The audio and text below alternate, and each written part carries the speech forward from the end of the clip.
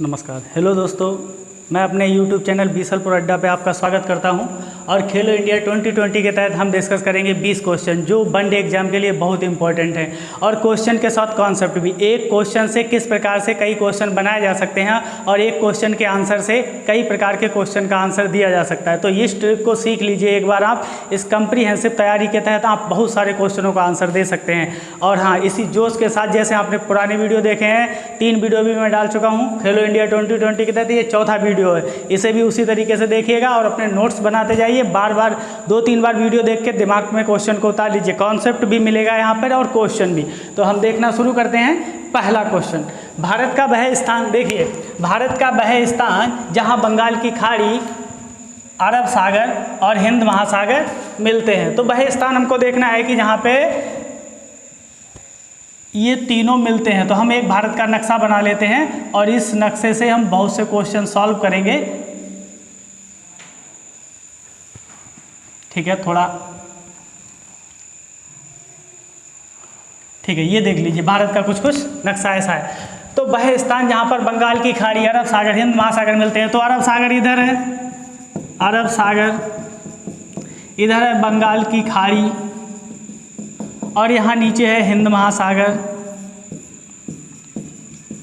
और यहाँ पे है श्रीलंका। तो यहाँ पर जो हमारी नोक है, नोक अंतरिक्ष है एक, उसको कहते हैं कन्याकुमारी।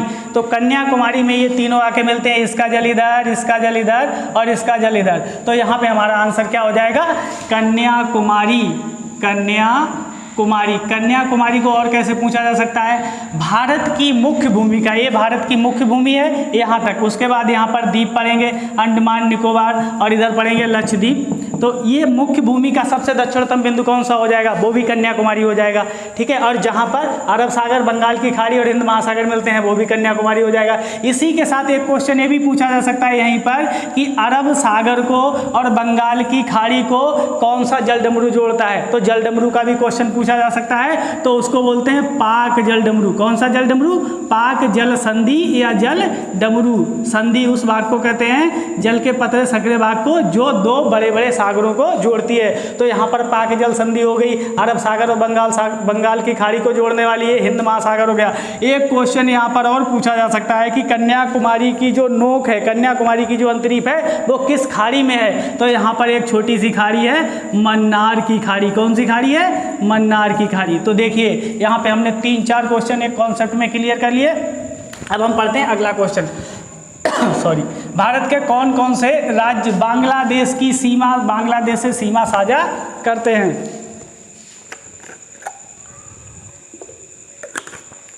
तो बांग्लादेश कहाँ पे पड़ेगा दोस्तों? बांग्लादेश पड़ेगा यहाँ पर, ये है बांग्लादेश। तो बांग्लादेश यहाँ पे है। और कौन कौन से राज्य, भारत के कौन कौन से राज्य बांग्लादेश? देखिए यहाँ पर एक राज्य में बताता हूँ त्रिपुरा, यहाँ पे बताता हूँ मिजोरम, यहाँ पे बताता हूँ असम, यहाँ पे बताता हूँ मेघालय। 4 राज्य याद करिए, ये वही 4 राज्य हैं जो 6ठी अनुसूची में जिनके लिए प्रावधान है। असम, मेघालय, त्रिपुरा, मिजोरम और एक राज्य हो जाएगा बांग्लादेश। यहाँ पे वेस्ट बंगाल जिसको बोलते हैं वो हो जाएगा। 4 राज्य, ठीक है। तो कौन कौन से? यहाँ पश्चिम बंगाल हो गया, असम, मेघालय, त्रिपुरा, मिजोरम। इसी क्रम में याद रखो, ये असम, मेघालय, त्रिपुरा, मिजोरम 6ठी अनुसूची में भी है और ये बंगाल। तो 5 की सीमा मिलती है। तो हम इसका आंसर लिख लेते हैं, किससे किससे सीमा साझा करता है। मैं शॉर्टकट में लिखूंगा, असम, मेघालय, त्रिपुरा, मिजोरम। आपको क्या करना है? इन 4 राज्यों की राजधानियों को कमेंट बॉक्स में बताना है। अगला क्वेश्चन, डोकलाम कहाँ पर स्थित है? देखिए डोकलाम विवाद हुआ था चाइना के साथ, भारत के साथ चाइना के साथ डोकलाम विवाद हो। तो डोकलाम की लोकेशन पूछी जा सकती है कि डोकलाम कहाँ पे है? तो देखिए यहाँ पर पड़ता है हमारा सिक्किम, यहाँ पर पड़ता है भूटान और इधर पड़ता है नेपाल। तो यहाँ पर डोकलाम स्थित है। कहाँ? सिक्किम के पास में। लेकिन इस डोकलाम पर किस देश का आधिपत्य, मतलब किस देश के अंदर में? तो डोकलाम कहाँ पर स्थित है? डोकलाम भूटान में स्थित है। भूटान देश के अंदर में आता है। लेकिन भूटान की सुरक्षा करने का दायित्व किसका है? भारत के पास। इसलिए विवाद किससे हुआ था? भारत से। अगला क्वेश्चन, भारत की सबसे नवीन पर्वत श्रृंखला, सबसे नवीन पर्वत श्रृंखला, सबसे पुरानी पर्वत श्रृंखला, सबसे ऊंची पर्वत श्रृंखला पूछी जा सकती है। तो सबसे पुरानी हमने आपको कल बताया था कि अरावली पर्वत है, और सबसे नवीन पर्वत श्रृंखला कौन है? जो हिमालय की सबसे नवीन श्रृंखला है उसको कहते हैं शिवालिक, शिवालिक। तो इसको हम एक डायग्राम से देख लें, जितनी भी पर्वत श्रृंखला हैं उनको कैसे याद करेंगे आप। इधर देखिए, ये है ट्रांस हिमालय, ये है बृहद हिमालय, ये है लघु हिमालय या इसे मध्य हिमालय बोलते हैं, ये है शिवालिक, ठीक है। तो ये सबसे ऊंचा कौन सा होगा? बृहद हिमालय, उससे छोटा लघु हिमालय, उससे छोटा शिवालिक। तो ये क्रम होता है, इसको बोलेंगे ट्रांस हिमालय, इसको बोलेंगे बृहद हिमालय मतलब ग्रेट हिमालय, इसको बोलेंगे मिडिल हिमालय और इसको बोलेंगे शिवालिक, ठीक है। तो ये क्रम होगा GTGMS, ठीक है। तो इस क्रम से याद कर लीजिए। अब कोई भी पूछेगा तो आप बता दोगे उनका क्रम कौन कौन सा होता है।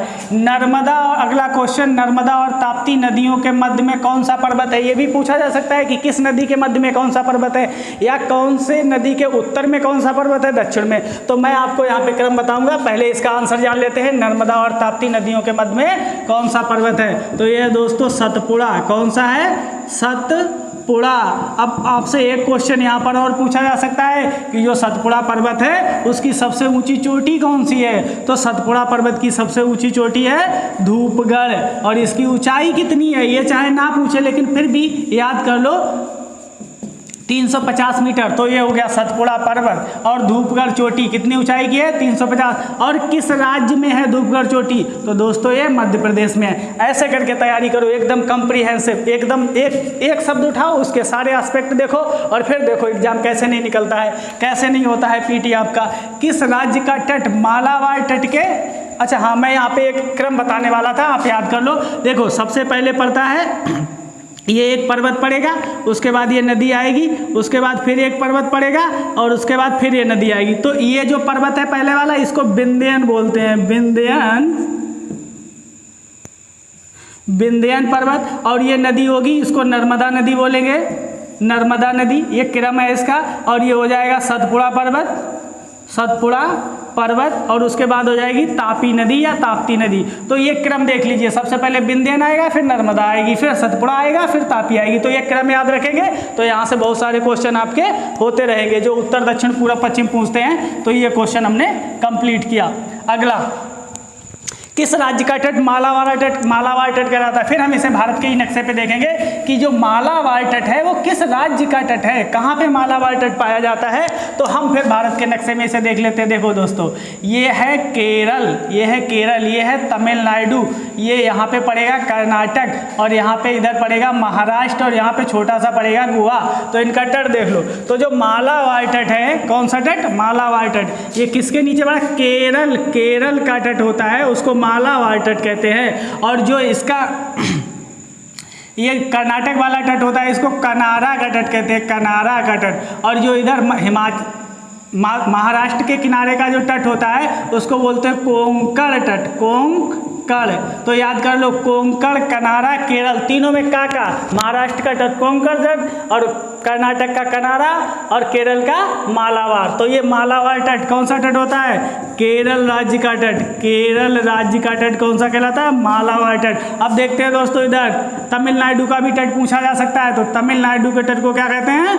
कोरोमंडल का तट, कोरोमंडल का तट। देखिए एक तट का हमने क्वेश्चन दिया, एक क्वेश्चन पूछा तट से, और मैंने सारे तट बता दिए। याद कर लो इनको, और अपने नोट्स भी ऐसे ही बनाओ डायग्राम से। एक क्वेश्चन पढ़ो, उसके नोट्स बनाओ और फिर देखो आगे क्या होता है। अगला क्वेश्चन, बालाघाट, हरिश्चंद्र और सतमाला पर्वत श्रेणियां किस राज्य में स्थित है? ये क्वेश्चन आपसे पूछा जा सकता है।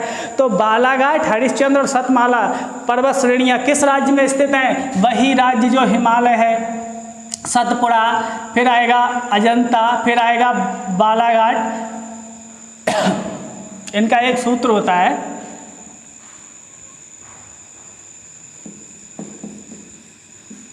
ऐसे करके, शायद यही क्रम है। अभी तो यहाँ पे कौन सा हो जाएगा, सतमाला, अजंता, हरिश्चंद्र और बालाघाट। तो ये चारों श्रेणियाँ कहाँ पड़ती हैं, पर्वत श्रेणियाँ, महाराष्ट्र में। तो याद कर लो महाराष्ट्र। तो महाराष्ट्र की ये चोटियाँ पूछी जा सकती हैं। आपसे ये भी पूछा जा सकता है कि मांडवी पहाड़ियाँ कहाँ हैं, मांडवी, तो मांडवी पहाड़ियाँ कहाँ हैं, गोवा में। ऐसे भी क्वेश्चन पूछता है। अरावली पर्वत का विस्तार सबसे ज़्यादा कहाँ है, तो आपको बताना पड़ेगा राजस्थान में। तो ये क्वेश्चन याद रखिएगा कि किसका विस्तार कहाँ ज़्यादा है और कहाँ पे पाई जाती है। आगे सबसे ज़्यादा पूछी जाने वाली पहाड़ियाँ, हर वनडे एग्जाम में पीसीएस में कई बार इनका क्रम भी पूछता है, इनको ये भी पूछता है कि किस राज्य में है। तो मैंने यहाँ क्वेश्चन बनाया है कि ये किस राज्य में स्थित है। तो राज्य का नाम बता देता हूँ दोस्तों, मेघालय। आपको भी पता ही होगा, ये क्वेश्चन बहुत बार पूछा जा सकता है। क्या एग्जामिनर ऐसा ही क्वेश्चन बनाएगा, हो सकता है गहराई में जाके और डिटेल से क्वेश्चन पूछे और इनका पूरब से पश्चिम या पश्चिम से पूरब क्रम पूछ ले। तो कैसे है, ऐसे देखो, गारो, खासी, जयंतिया, ये हो गई गारो, ये हो गई खासी और ये हो गई जयंतिया। तो इन तीनों चोटियों का, इन तीनों श्रेणियों का क्रम हो गया। अब अगर पूरब से पश्चिम पूछे तो ऐसे याद कर लेना, जयंतिया, खासी, गारो। और अगर पश्चिम से पूरब पूछे तो ऐसे देख लेना, गारो, खासी, जयंतिया। आप एक तरफ से याद कर लो गारो, खासी, जयंतिया, दूसरी तरफ से आप अरेंज कर लेना जब क्वेश्चन पूछे। लेकिन क्वेश्चन को ध्यान से करना, अगर पूरब से क्रम पूछे तो पूरब से ही बताना और पश्चिम से पूछे तो पश्चिम से ही बताना। मेघालय में हो गई। अच्छा, यहीं पर एक पड़ेगा शिलांग का पठार। ये भी ध्यान रख लेना कि अगर कोई पूछे शिलांग का पठार कहाँ है तो वो भी मेघालय में, क्योंकि मेघालय की राजधानी क्या है, शिलांग। तो ऐसे ही दिमाग लगा के याद रखो कि मेघालय का शिलांग का पठार कहाँ है, मेघालय में। ठीक है, अगला क्वेश्चन, अभोर, मिरी, डफला, एक और होती है मिसमी, किस राज्य में स्थित है, ये किस राज्य की स्थित की पहाड़ियाँ हैं। तो इनके लिए चलना पड़ेगा आपको अरुणाचल प्रदेश। अरुणाचल प्रदेश वही जहाँ सबसे पहले भारत में सूर्योदय होता है, हमने कल भी बताया था आपको। तो ये है अरुणाचल प्रदेश। और यहाँ देखिए अभोर, मिरी, डफला और मिसमी। ठीक है, तो ये चोटियाँ कहाँ हैं, अरुणाचल प्रदेश में। तो याद रखिए अरुणाचल प्रदेश। और अरुणाचल प्रदेश की राजधानी कहाँ है, अरुणाचल प्रदेश की राजधानी है ईटानगर। ठीक है, ये भी याद रखो।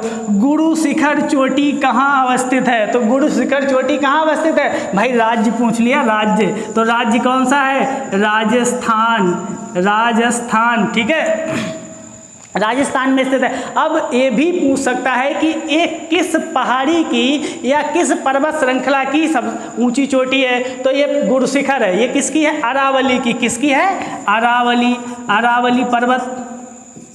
अरावली पर्वत भारत में कैसा पर्वत है, अवशिष्ट पर्वत है, सबसे पुराना पर्वत है। ठीक है, इसकी सबसे ऊंची चोटी कौन सी है, गुरु शिखर। ऊंचाई इसकी कितनी है, लगभग 1772 मीटर। ठीक है, और इसी गुरु शिखर चोटी पर जैन धर्म के लोगों का दिलवाड़ा जैन मंदिर भी है। याद करो, दिलवाड़ा का मंदिर, ये भी पूछा जाता है।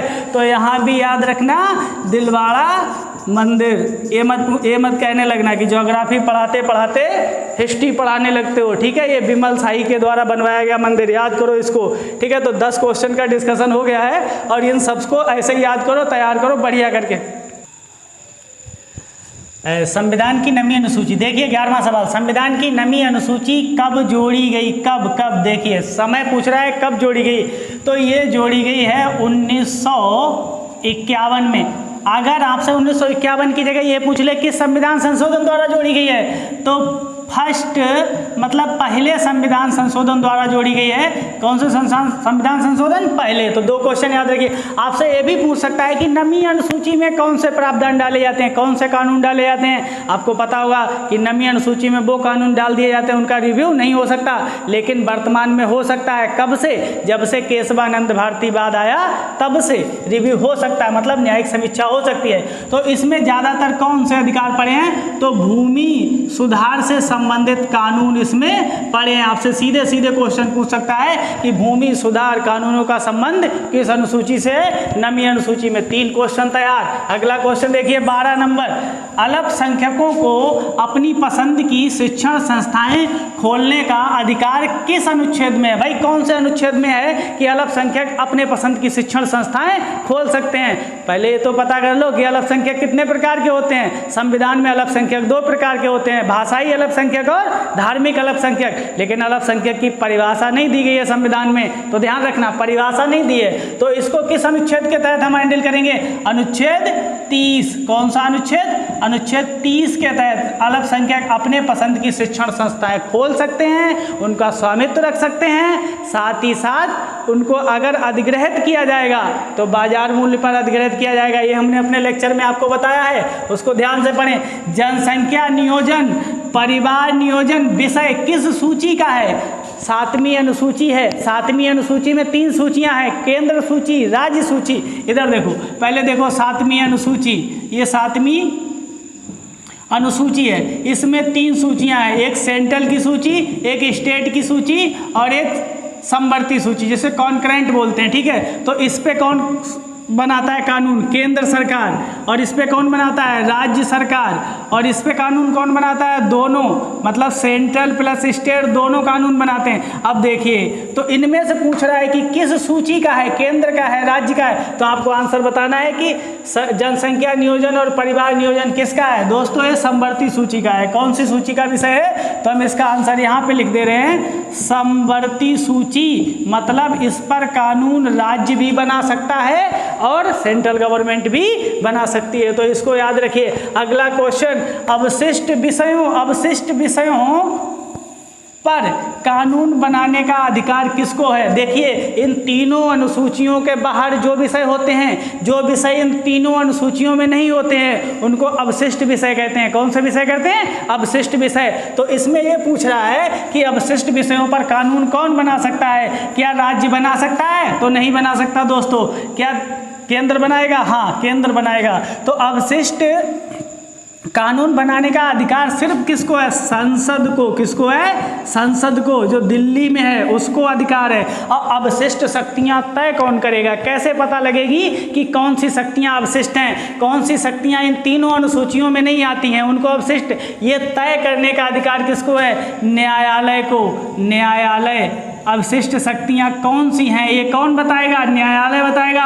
ये भी क्वेश्चन पूछा जा सकता है कि अवशिष्ट शक्तियां संविधान के किस अनुच्छेद के तहत दी गई हैं? तो अवशिष्ट शक्तियां संविधान के अनुच्छेद 248 के तहत दी गई हैं। तो दोस्तों एक क्वेश्चन 3 आंसर, अगले 3 क्वेश्चन का आप उत्तर दे सकते हैं इस प्रकार से। अगला क्वेश्चन, पंचायतों के संवैधानिक दर्जा किस अनुच्छेद के तहत दिया गया? तो पंचायतों को संवैधानिक दर्जा किस अनुच्छेद के तहत दिया गया? 243। कौन सा अनुच्छेद है? 243। इसको मिटा देते हैं और इसका आंसर यहाँ पे लिखेंगे इसके सामने। तो कौन सा अनुच्छेद? 243। याद करो, अगर इसमें पंचायती राज है, कौन सा, किस अनुसूची में दिया हुआ है? तो ये 11वीं अनुसूची में दिया। अगर अनुसूचियां देखें, संविधान में 12 अनुसूचियां हैं, तो पंचायती राज किस अनुसूची में है? 11वीं अनुसूची में। ये भी ध्यान रखो, पंचायती राज की 11वीं अनुसूची में कितने विषय दिए गए हैं? 28 विषय 29 विषय दिए गए हैं। इतने क्वेश्चन यहाँ से निकलेंगे।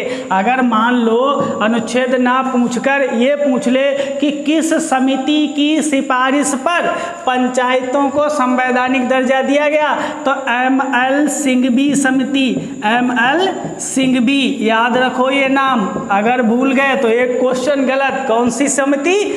ML सिंघवी समिति। देखो 243 अनुच्छेद याद हो गया, ML सिंघवी समिति याद हो गई, 11वीं अनुसूची याद हो गई।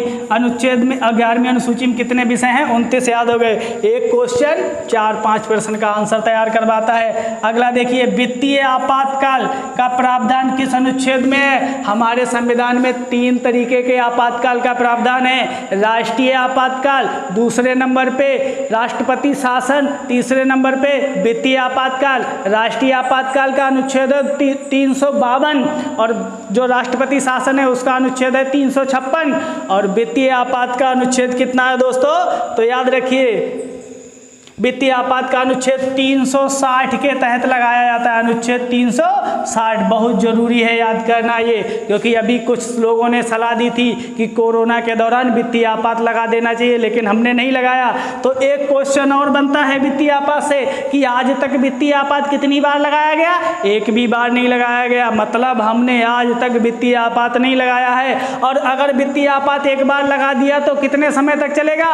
जब तक संसद वापस नहीं लेगी तब तक चलेगा। चलेगा। और वित्तीय आपात लगाने के लिए कौन सा बहुमत चाहिए होगा संसद में? साधारण बहुमत दोस्तों, साधारण। तो याद रखिए इतने सारे क्वेश्चन यहाँ से कवर होंगे। अगला आपात देखते हैं, राष्ट्रीय आपात को संसद किस बहुमत से पारित करेगी?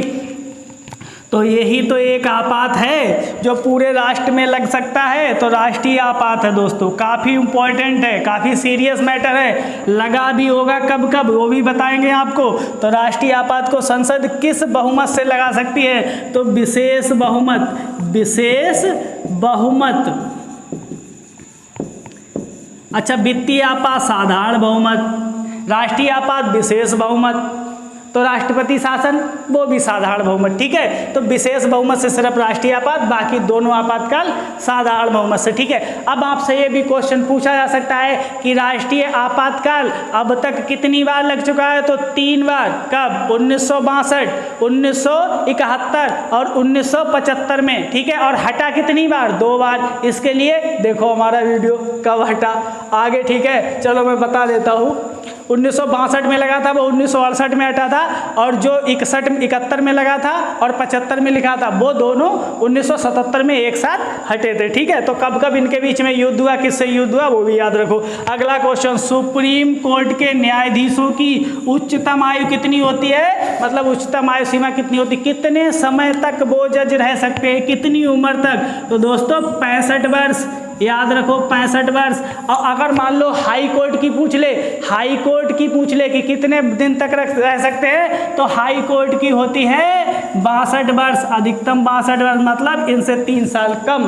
तो याद रखिए सुप्रीम कोर्ट के न्यायाधीश की 65 वर्ष और हाई कोर्ट के न्यायाधीश की 62 वर्ष। ये भी बता दो देश में अभी कितने हाई कोर्ट हैं? 25। सबसे नया हाई कोर्ट कौन सा है? अमरावती वाला। किसके लिए बनाया गया है? आंध्र प्रदेश के लिए बनाया गया है। अब ऐसे क्वेश्चन करो अपने आप से पूछो, अपने आप से अंदर से आंसर आएगा। जब किताब पढ़ो एक बार, और किताब पढ़ने के बाद लग जाओ क्वेश्चन हल करने पर, धनाधन क्वेश्चन हल करो, फिर देखो रिजल्ट आता है कि नहीं। देश में नए राज्य को शामिल करने का प्रावधान किस अनुच्छेद से? बहुत ही इंटरेस्टिंग क्वेश्चन। मंगल ग्रह पे प्लाट कटवाएंगे हमने भी मंगल मिशन भेजा है।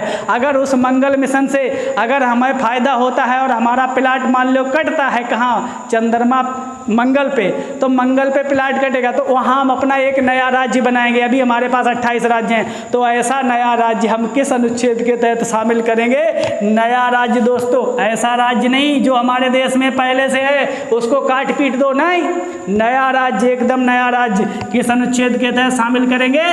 2, अनुच्छेद 2, याद कर लो, अनुच्छेद 2 मतलब नया राज्य 2। अब अगर हमसे ये पूछा जाए कि भाई सिक्किम पहले हमारे पास नहीं था, तो सिक्किम को हमने किस अनुच्छेद के तहत शामिल किया होगा? 2 के तहत। कल को श्रीलंका बोले हमको भी बढ़ा लो अपनी तरफ, समुद्र में नीचे जा रहे हैं हम, तो हम किससे शामिल करेंगे? 2 से, क्योंकि वो हमारा राज्य नहीं है।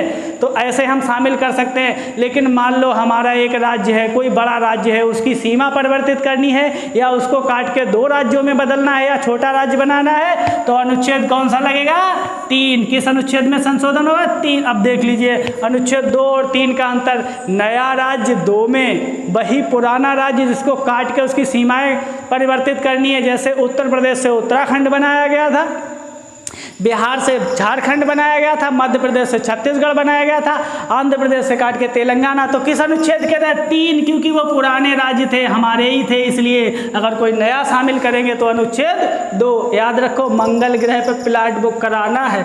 ठीक है, अगला विषय पंचायती राज विषय किस सूची का है? देखिए अभी पंचायतों के चुनाव हुए, ठीक है, तो पंचायती राज बहुत इंपॉर्टेंट है, हमने पहले भी समझाया 243 अनुच्छेद के तहत। ठीक है, 73वें संविधान संशोधन 1992 द्वारा ये प्रावधान जोड़ा गया हमारे संविधान में। पंचायती राज विषय किस सूची का विषय है? तो दोस्तों ये राज्य सूची का विषय है। कौन सी सूची का विषय है? राज्य सूची का विषय। एक बात ध्यान रखें, यूपीएसआई वाले बच्चे सूचियों से बहुत क्वेश्चन पूछे जाते हैं, क्योंकि जब आपको एसआई बनने के बाद राज्य सूची के विषयों को लागू करना पड़ता है। इसलिए याद रखो कि राज्य सूची का विषय कौन सा है, केंद्र सूची का विषय कौन सा है, ऐसे करके और पढ़ते रहो धमाकेदार तरीके से।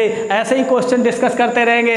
बस आप हमारा वीडियो देखते रहो, अच्छा लगे लाइक कर दो और अच्छा लगे शेयर कर दो, दोस्तों को भी बताओ, आपस में भी ऐसे ही डिस्कस किया करो। एक दिन निश्चित तुम्हें सफलता मिलेगी, ये मेरा दावा है।